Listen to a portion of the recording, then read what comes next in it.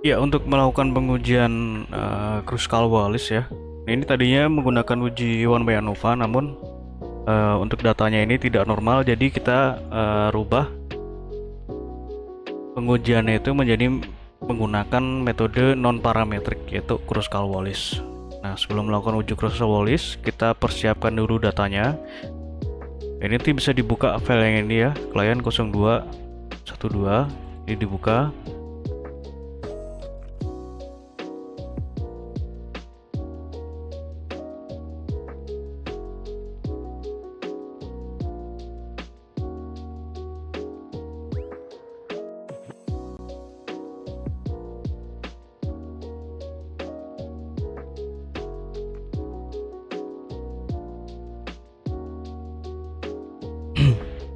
Kita masuk ke bagian data. Nah, datanya itu nanti dirubah seperti ini ya. Jadi dirubah itu ke dalam bentuk vertikal seperti ini. Nah, seperti ini untuk perubahan datanya. Jadi ini hanya mengganti posisinya saja. Nah, di sini kita beri kode untuk ancaman A1 itu kodenya ini ya. A1 ini. Kemudian untuk yang efikasi B. Nah, ini. Jadi A1 itu 1, A2 itu 2, A3 itu 3. Kemudian B1 itu adalah 1, B2 adalah 2.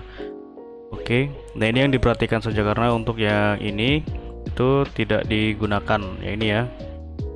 Ini tidak digunakan. Oke, setelah datanya seperti ini, lalu kita buka aplikasi SPSS-nya.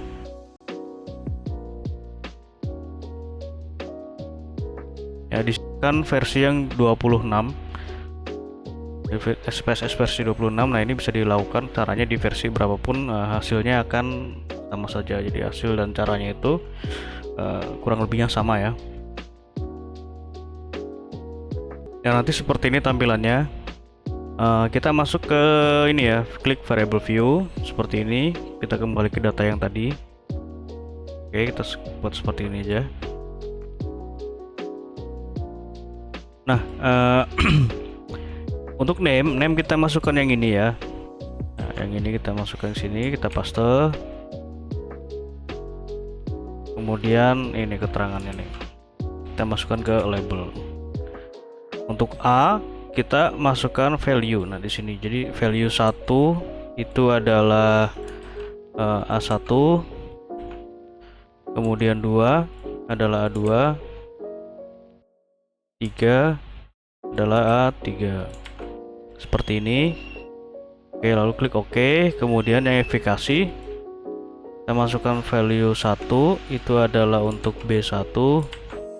Kemudian 2 adalah B2. Seperti ini ya. Nah, lalu klik OK. Kemudian kita masuk ke data view. Nah, di data view ini kita copy data yang ini ya.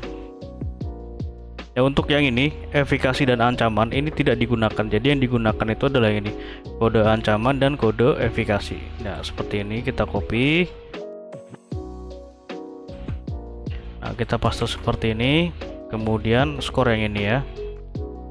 Di skor dari motivasinya, motivasi protektif dan defensif. Oke, seperti ini kita copy. Lalu kita paste di sini. Nah, setelah seperti ini, yang pertama kita lakukan adalah pengujian normalitasnya terlebih dahulu. Nah, caranya kita perbesar dulu. Klik analyze, kemudian deskriptif, kemudian kita klik explore. Nah, di sini kita masukkan untuk ancaman dan efikasi ini. Kita blok seperti ini ya. Kita masukkan ke dependent list, kemudian untuk faktor listnya kita masukkan ini. Jadi motivasi proteksi kebalik. Jadi ancaman dan efikasi ini kita masukkan ke dalam faktor list. Motivasi proteksi dan defensif ini kita masukkan ke dependent list. Kemudian kita klik plots, pilih ke normality plot with test. Kita centang seperti ini, lalu continue, lalu OK.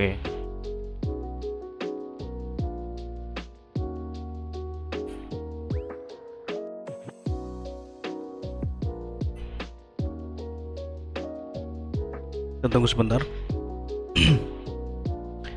Nah, hasilnya akan muncul seperti ini. Ini bisa diabaikan dulu. Nah, kita fokus ke sini ya, ke uji normalitasnya ini. Nah, di sini dapat kita ketahui, jadi ada dua pengujian, ada nilai dari Kolmogorov-Smirnov dan Shapiro-Wilk. Nah, ini adalah untuk pembagian variabelnya, itu adalah ada ancaman dan kemudian ada ini ya, motivasinya, nilai dan motivasinya. Nah, yang kita lihat di sini adalah nilai Kolmogorov dan Shapiro-Wilk.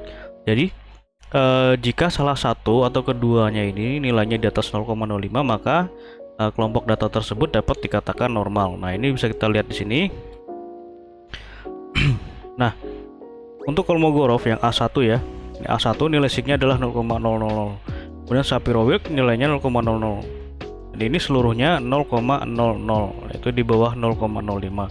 Maka untuk distribusi datanya ini dapat dikatakan tidak terdistribusi normal. Seperti itu. Nah, kemudian untuk yang efikasi juga sama caranya. Kita lihat nilai signya ini ya, nilai sig Kolmogorov dan Shapiro-Wilk. Nah, ini juga sama, ini di bawah 0,05 seluruhnya, maka pada kelompok data efikasi juga tidak terdistribusi normal. Ya, seperti itu. Kemudian kita lakukan pengujian homogenitas. Jadi homogenitas ini dilakukan sekaligus dengan pengujian ANOVA. Jadi jika ini normal, terdistribusi normal, maka itu bisa langsung ke pengujiannya gitu. Jadi uji ANOVA sekaligus dengan uji homogenitas. Karena berhubung ini tidak normal, jadi homogenitasnya kita tetap dilakukan, namun ANOVA-nya tidak digunakan ya. Caranya klik analyze, kemudian compare means ya, one way ANOVA. Nah, seperti ini. Nah, kita masukkan ancaman ke dalam faktor, kemudian motivasi, proteksi dan defensif kita blok seperti ini, masukkan ke dalam dependent list. Kita klik option, kita pilih deskriptif untuk menampilkan tabel deskriptifnya, homogeneity variant of test. Kita centang seperti ini, lalu means plot untuk menampilkan grafik. Continue, lalu oke. Nah, di sini akan tampil hasil seperti ini ya. Jadi ada tabel deskriptif, tes homogenitas, dan ANOVA. Nah, ANOVA ini tidak kita gunakan karena ini tidak memenuhi prasyaratnya. Nah, ini untuk homogenitas kita bisa lihat di sini. Dan yang kita perhatikan adalah nilai ini ya, motivasi proteksi based on mean. Nah, ini based on mean-nya ini. Nilai sig-nya adalah 0,89. Nah, dikatakan homogen jika nilai dari sig-nya ini di atas 0,05. Nah, ini sudah di atas 0,05. Dan untuk yang defensif juga sudah di atas 0,05, maka kelompok data dari ini ya, dari ancaman itu bisa dikatakan homogen namun tidak terdistribusi normal. Nah, ini untuk deskriptifnya. Jadi yang nanti diperhatikan adalah nilai dari mean, standar deviasi, minimum, dan maksimum. Untuk ANOVA bisa kita abaikan. Nah, ini untuk pengujian yang ancaman. Kemudian untuk yang efikasi caranya sama, compare means, ANOVA, ancaman kita keluarkan seperti ini, efikasi kita klik masukkan ke dalam faktor, lalu kita langsung oke saja. Ya, seperti ini ya hasilnya. Jadi untuk yang ini juga dapat dikatakan homogen ya, karena di atas 0,05. ANOVA kita bisa abaikan. Nah, ini adalah grafiknya. Nah, ini ya, ini grafiknya. Kemudian kita lakukan pengujian non parametric Kruskal-Wallis. Oke, caranya klik analyze, kemudian non parametric test. Kita ambil ini independent samples. Nah, ini ya, independent samples, kita klik fields. Nah, kita masukkan di sini ya. Jadi kita masukkan ancaman terlebih dahulu ke sini ya, ke groups. Kemudian motivasi, proteksi, dan defensif kita blok seperti, kita masukkan ke test field. Nah, nanti akan muncul tampilan seperti ini ya.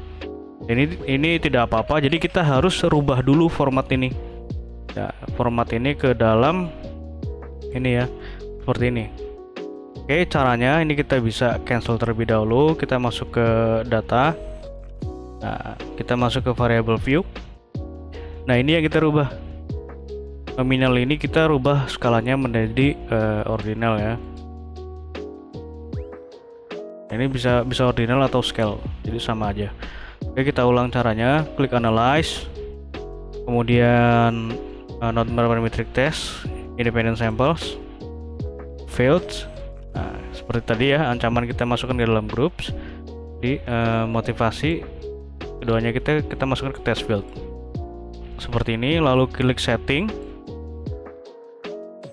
kita klik customize test. Nah, kita centang Crystal Wallis seperti ini, lalu klik run. Kita tunggu sebentar.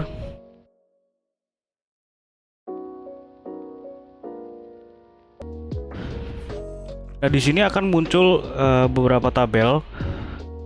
Nah, yang perlu kita perhatikan adalah tabel ini dulu ya, hypothesis test summary. Jadi ini untuk kesimpulannya. Jadi untuk kesimpulan untuk yang pertama itu adalah motivasi protektif ya.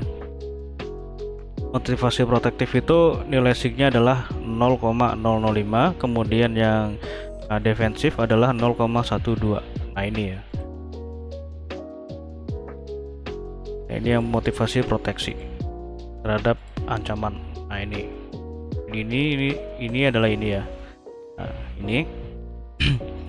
Nah, kita lihat nilai signya ini. Nilai signya ini di bawah 0,05, artinya di sini terdapat perbedaan yang signifikan.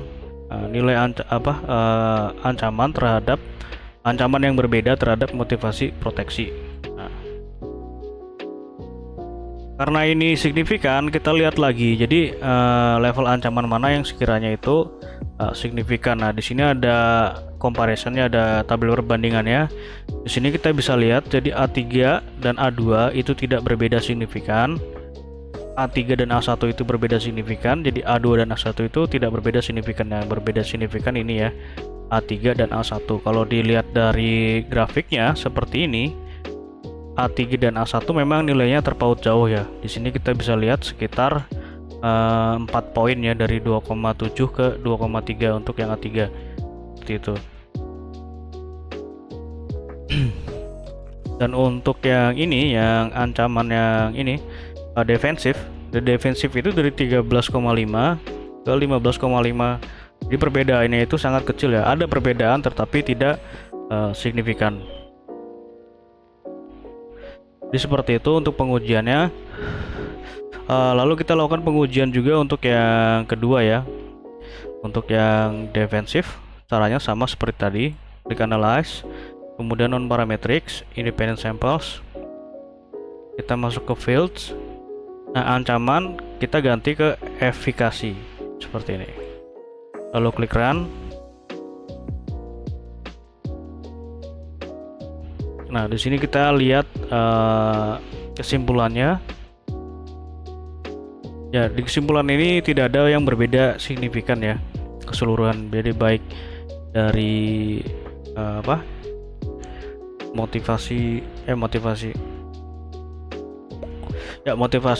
proteksi terhadap efikasi. Nah, ini tidak ada perbedaan yang signifikan. Nah, ini defensif dan efikasi tidak berbeda signifikan. Kemudian proteksi dan efikasi tidak berbeda signifikan. Oke, jadi seperti itu untuk pengujiannya.